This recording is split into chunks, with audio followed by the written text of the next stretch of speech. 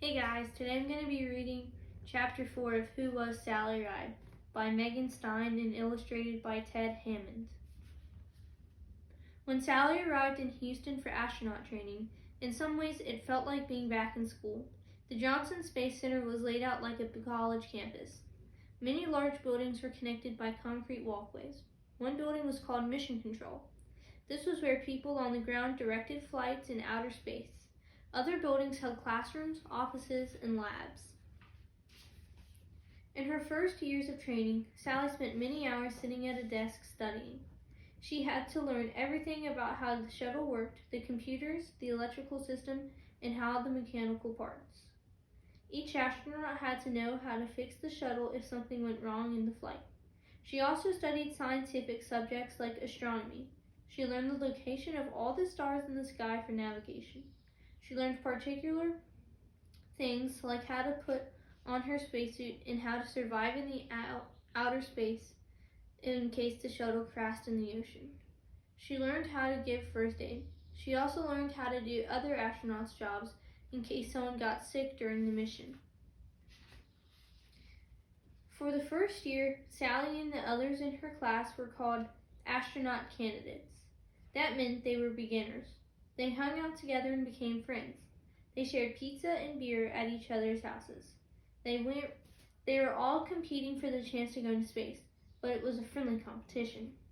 The TF&G wouldn't be real, full-fledged astronauts until they learned everything they needed to know and passed a lot of tests. Some of the tests were physical. Sally had to parachute out of planes and scuba dive in cold water. She had to spend time in a model of the shuttle called a simulator. It stayed on the ground, but it vibrated, turned her upside down, and played loud noises the whole time. It showed her what being in space would be like. She also dropped into the ocean from 40 feet in the air and had to be rescued by helicopter. Another test was like a terrible broken amusement ride. Sally was strapped into a seat that zoomed along a track. At some point during the ride, she never knew when, she would be thrown from the seat and go flying through the air. The test proved that Sally could handle being ejected from a spacecraft in an emergency. The hardest physical test was called the drop and drag. Sally was dropped in the water from a speeding boat, wearing her spacesuit and an open parachute. The parachute was still attached to the boat by a rope. Sally had to get out of the parachute harness while being dragged through the icy water. Then she had to swim to the dock a long way off. Surviving the drop and drag took all the strength she had.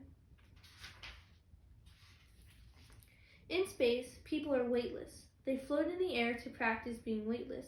Sally took a special ride in a jet plane that astronauts call the Vomit Comet. With several astronauts inside, the Vomit Comet climbed up through the sky in an arc. Then all of a sudden, like a roller coaster, it dove down. At the top of the arc, Sally and the other astronauts floated freely inside the cabin. They were weightless, but only for about 30 seconds. It wasn't exactly like being in outer space, but it gave Sally a taste of what it would be like being weightless. She took over 1,000 dives in the Vomit Comet before she ever rode in the shuttle into space. NASA wanted all the astronauts to stay in good physical shape, but they let each person decide how to do it. Sally chose to run several miles a day. She also lifted weights, so she would be strong enough to lift her 40-pound parachute. Sally worked 60 hours a week on her training. That's like having 1.5 full-time jobs. Sometimes she spent 8 hours a day inside the cockpit of a shuttle simulator. There she learned how to read and react to all the cockpit controls. From time to time, NASA would create fake emergencies. Sometimes all the power would go out or fuel would be low. Sally had to think fast, figuring out what to do. She wasn't a pilot, and she didn't need to be one. She flew in a jet as part of her training. It turned out that she really liked flying so much that she decided to get her pilot's license in her spare time. In August 1979, Sally finished her first year of training. She and the TF&Gs all became astronauts. Still, her training wasn't over. Sally was called a mission specialist. It's the name for a scientist who has one or more special jobs to do on a spaceflight. Sally's job was to help design a 50-foot-long robotic arm for the space shuttle.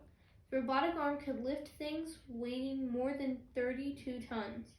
It could lift heavy satellites out of space shuttle's cargo area. Then the arm would send the satellite spinning off into the space in the right direction. It could grab satellites from space and bring them back to Earth for repairs. The robotic arm could also be used to look at the outside of the space shuttle to see if anything needed repair. Sally spent 2 years working with the company that built the robotic arm. She also spent many hours practicing with it. Sally was the best person on her team at using the robotic arm, so she was chosen as the astronaut to use it from the first time in space. 5 long years went by as Sally waited for her turn to go up in space. The other TFNGs were waiting too. One of them was red-haired astronomer named Steve Hawley. He and Sally had become close friends. They had a lot in common. They both loved sports, they were both scientists who studied the stars, and they both wanted to go up into space as soon as possible. Finally, in April 1982, Sally got the news she'd become chosen for the space shuttle flight. She would be part of a crew that would fly a year later in 1983. Steve Hawley, however, had not been chosen for a flight yet. In July 1982, Sally and Steve got married. The small, private wedding was held at his parents' home in Kansas, where Steve had grown up. The ceremony was performed by 2 family members who were both ministers, Steve's father and Sally's sister, Bear. Sally flew a plane to the wedding and got married in blue jeans and a rugby shirt, and then flew straight back to Houston the same day, still waiting for the most important day in her life. Capcom. During every spaceflight, the astronauts need to speak to people on the ground at Mission Control. But Mission Control is filled with dozens of people. If they all talk at once, it could be chaos. So for each flight, only one person in Houston is chosen to speak to the astronauts. In the early days, astronauts flew in space capsules, so the person in Houston was called the Capcom, short for Capsule Communicator. The nickname stuck. The astronauts don't say, "Hello, Capcom," though. They call the Capcom Houston. Before every flying the shuttle herself, Sally Ride was chosen to be Capcom for 2 shuttle flights. That was an honor.